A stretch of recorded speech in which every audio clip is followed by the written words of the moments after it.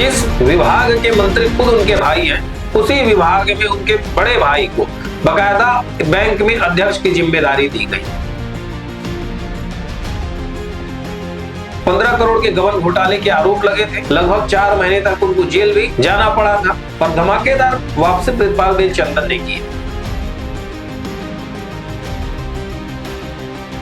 पूरी लिस्ट को हम देखते हैं तो समझ में आता है कि भारतीय जनता पार्टी ने अब डैमेज कंट्रोल शुरू कर दिया है।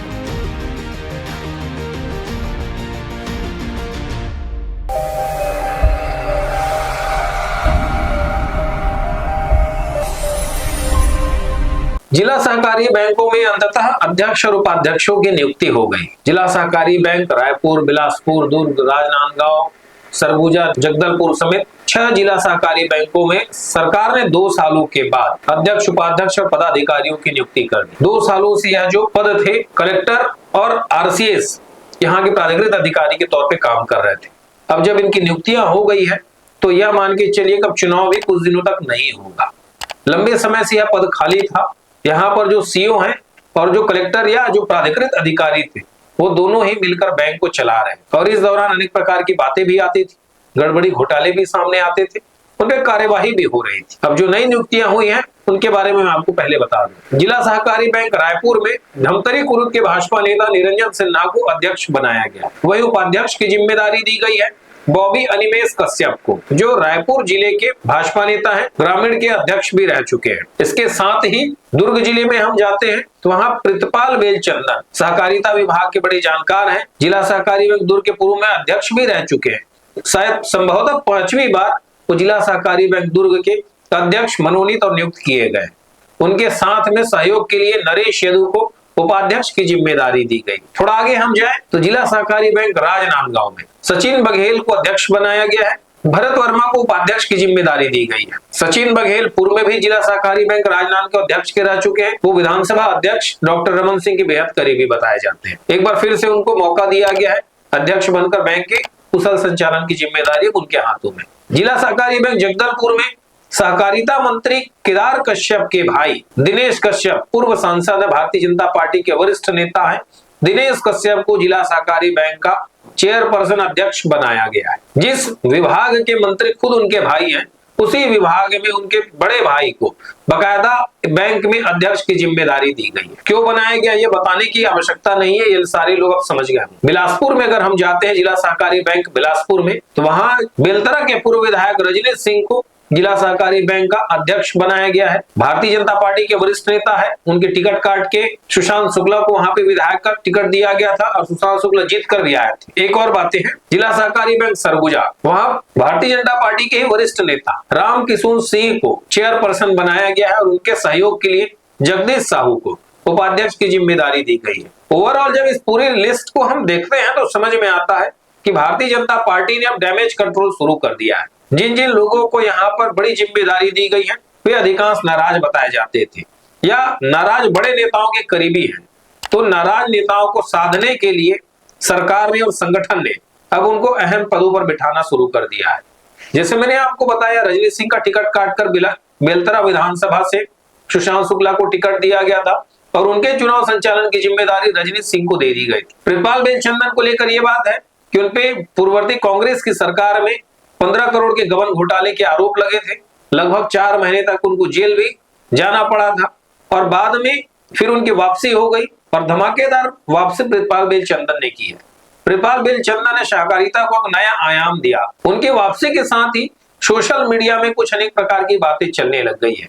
ये वही लोग हैं जो उस घोटाले में भी शामिल थे, लेकिन इन पे कार्यवाही नहीं हुई और सिर्फ चेयरपर्सन को ही जाके जेल भेज दिया गया। जबकि आमतौर पर जिला सहकारी बैंक की कार्यप्रणाली को जब हम देखते हैं तो सीईओ ही सब कुछ अधिकृत होता है। सीईओ के कहने पर ही सारी नोटशीट चलती है, फाइलें चलती है, पर सीईओ पर कार्यवाही नहीं की गई। तत्कालीन सीईओ को बचा दिया गया था और जो अध्यक्ष थे प्रितपाल बेलचंदन, उनको जेल भेज दिया गया। प्रितपाल बेलचंदन ने धमाकेदार वापसी करते हुए अपना दमखम दिखा दिया है और भारतीय जनता पार्टी ने स्पष्ट कर दिया है कि वे अपने नेताओं के साथ गड़बड़ घोटाले के आरोप लगते रहते हैं। अब बातें जब निकल के आती है, सहकारिता मंत्री केदार कश्यप ने अपने बड़े भाई दिनेश कश्यप पूर्व सांसद को उन्होंने जिला सहकारी बैंक जगदलपुर का अध्यक्ष चेयरपर्सन बनवा दिया। आखिर इसकी जरूरत क्या थी? क्या वहां पर कोई सहकारिता के जानकार नहीं है? सहकारिता विभाग के कोई काम करने वाले पदाधिकारी नहीं है? या भारतीय जनता पार्टी के कोई वरिष्ठ नेता नहीं है? या सिर्फ कश्यप परिवार ही सहकारिता विभाग में राज करेगा? यह एक बड़ा सवाल है। भारतीय जनता पार्टी के नेताओं को सोचना चाहिए, आखिर ऐसा क्यों हो रहा? जिस विभाग के मंत्री उनके छोटे भाई हैं, उसी विभाग में उनको चेयरपर्सन बना दिया गया। आमतौर पर यह होता है कि मंत्री होने के बाद रिश्तेदार, दूर दराज के जितने भी नाते रिश्तेदार होते हैं, सब स्वयं को मंत्री से कम नहीं मानते। तो दिनेश कश्यप तो पूर्व सांसद भी रहे। कश्यप परिवार का उस क्षेत्र में दबदबा है। उनके पिता स्वर्गीय बलीराम कश्यप भी पूर्व सांसद रहे। तो कुल मिला के देखा जाए तो सहकारिता विभाग में केदार कश्यप ने अपने बड़े भाई को उपकृत कर दिया है, जबकि वहां पर किसी दूसरे जमीनी कार्यकर्ताओं को, भारतीय जनता पार्टी से जुड़े नेताओं को वहां पर उपकृत किया जा सकता था, पर ऐसा नहीं किया गया। सचिन बघेल डॉक्टर रमन सिंह के बेहद करीबी बताए जाते हैं। पूर्ववर्ती सरकार में भी 5 साल तक वो अध्यक्ष रह चुके हैं। एक बार फिर से उनको दोबारा मौका दिया गया। तो यह मान के चला जाएगा कि सहकारिता विभाग में गिने चुने 4-5 ऐसे नाम हैं जिनको ही सहकारिता का मौका दिया जाएगा। अन्य किसी दूसरे व्यक्ति को सहकारिता में काम करने के लिए, सहकारिता में सुधार करने के लिए मौका नहीं दिया जाएगा। या सहकारिता में कोई दूसरी लाइन ही तैयार नहीं की जा रही।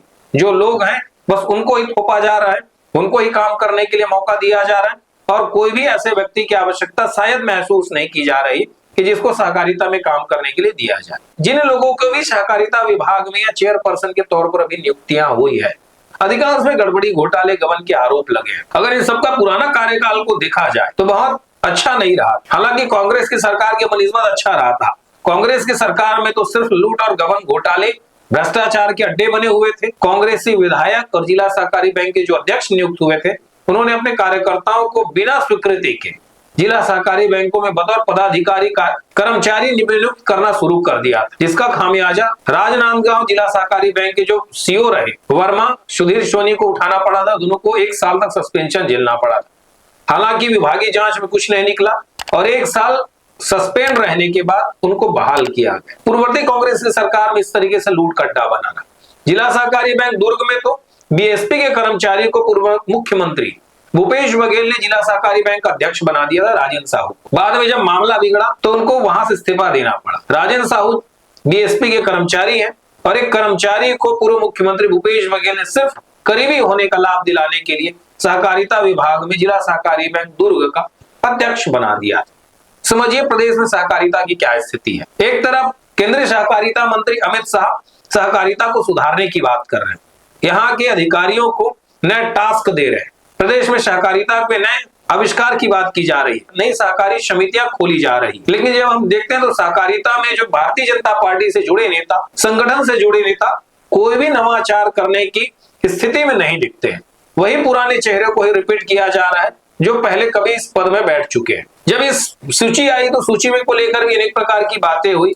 कहा यह गया कि संगठन से अनेक नाम भेजे गए, बाद में उन नामों पर फिल्टर हुआ और फिल्टर करके नामों को बदल दिया गया। आखिर सरकार में क्या चल रहा है यह समझना होगा। जिस तरीके से बातें हो रही है सहकारिता को लेकर, यह आमतौर पर एक अच्छा मैसेज नहीं जाएगा। इस नियुक्तियों के बाद पिछले 5 सालों से सहकारिता समिति में, सहकारी समिति पैक्स में, सहकारिता में चुनाव नहीं हुए। वह माना जा रहा है कि अगले 4-5 साल वो भी अब चुनाव नहीं होगा, क्योंकि आमतौर पर जिला सहकारी बैंक के अध्यक्ष, अपेक्स बैंक के अध्यक्षों की नियुक्ति पैक्स के चुनाव होने के बाद, सहकारी समितियों के चुनाव होने के बाद ही वहां से चुने गए प्रतिनिधि अपने जिला सहकारी बैंक के अध्यक्ष और वहां से चुने हुए प्रतिनिधि अपेक्स बैंक के अध्यक्षों का निर्वाचन करते हैं। अब जब सरकार ने मनोनयन कर ही दिया है तो फिर निर्वाचन जैसी कोई बात रही नहीं है। तो जिसके बाद यह माना जा रहा है आगामी 2-3 साल तो चुनाव होने से रहा। अब जिन लोगों को अध्यक्ष बनाया गया है वही अब समिति चलाएंगे, बैंक चलाएंगे, और जिस तरीके से हमेशा होता रहा है संभवतः वैसा भी होता रहेगा। जिला सहकारी बैंकों में अध्यक्षों की नियुक्ति के साथ ही छत्तीसगढ़ राज्य विपणन संघ में भी प्राधिकृत अधिकारी की नियुक्ति की गई है। यहाँ पर भोजराज देवांगन को प्राधिकृत अधिकारी बनाया गया है। इसके साथ ही हथकरघा विपणन संघ में भी नियुक्ति हो गई है। प्रदेश में नियुक्तियों का दौर जारी है, संगठनात्मक रूप से भी नियुक्तियां हो रही है। अब जिला सहकारी बैंक में भी सही तरीके से काम शुरू हो जाएगा। उम्मीद हम करते हैं कि जिला सहकारी बैंक दुर्ग में बीते 4 महीने से सीओ का पद खाली हुआ है, वहीं के एक अधिकारी को ही वहां पर सीओ का चार्ज दिया गया है, तो जिसके बाद वहां पर सीओ की भी नियुक्ति की जाएगी और सही तरीके से बैंक अपना काम करता रहेगा।